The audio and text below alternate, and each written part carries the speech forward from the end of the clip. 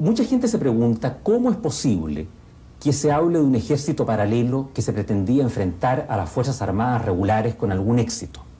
El expresidente Eduardo Frei Montalva, en su célebre carta a Mariano Rumor en noviembre de 1973, habla de que en Chile había un verdadero ejército paralelo. Son sus palabras textuales. Y señala otra cosa muy importante, que miles de extremistas de los más variados países de América Latina habían llegado a Chile y eran adiestrados en guerrillas en lugares donde ni siquiera tenía acceso y podía entrar ni las Fuerzas Armadas ni Carabineros de Chile. Esto lo dice textualmente el expresidente Frei en su carta a Mariano Rumor. ¿Qué estaba preparándose entonces? Lo que se estaba preparando era una cosa muy simple. Era un ejército paralelo destinado a apoyar a una fracción del ejército y a una fracción de la Fuerza Aérea y de Carabineros con quienes el gobierno de Allende pensaba contar en el momento de dar el asalto final para el establecimiento del régimen comunista. ¿Eso es, a su juicio, el Plan Z? No, es algo mucho más profundo, porque lo del Plan Z es una cosa específica respecto de la cual yo no tengo antecedentes concretos que me permitan formular el juicio que estoy señalando. Es una apreciación global que yo hago de la realidad. Es evidente que el general Prats, como comandante en jefe del ejército, era simpatizante del gobierno de la Unidad Popular. El general Sepúlveda, como general director de Carabineros, también lo era.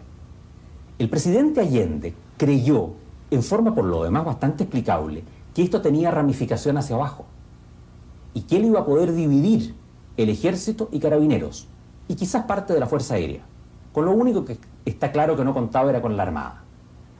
Sobre esa base, ese ejército irregular o paralelo de que habla el expresidente Eduardo Frei Montalva tenía una misión decisiva como apoyo de las fuerzas militares que fueran proclives a la Unidad Popular y que se enfrentaran a las que estuviesen en contra. Eso indicaría entonces que lo ocurrido, las violaciones a los derechos humanos, los desaparecimientos, los fusilamientos sin juicio previo, a su juicio serían actos propios de la situación política que se vivía. Sobre todo en la primera etapa, inmediatamente posterior a 1973, creo que nadie podía suponer que una acción militar de ese género no iba a arrojar resultados dolorosos, pero inevitables.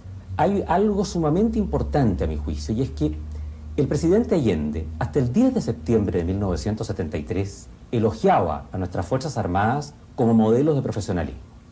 El presidente Elwin, desde el 11 de marzo de este año, reproduce iguales elogios y dice que las Fuerzas Armadas son una garantía para el régimen democrático chileno. No es concebible que durante un periodo tan preciso, breve y circunscrito en el tiempo, estas mismas Fuerzas Armadas, bajo sus mismos mandos fundamentales, bajo sus mismos jefes máximos, hayan entrado en una especie de rapto de locura o de brutalidad, a cometer actos que ciertamente resultan dolorosos y en algunos casos censurables, sin una explicación racional que hay que buscar precisamente para entender dónde radica la principal responsabilidad de esos hechos. Lo que había en Chile en ese instante era un odio muy profundo que se había ido metiendo durante años en forma sistemática y calculada en el corazón de los chilenos.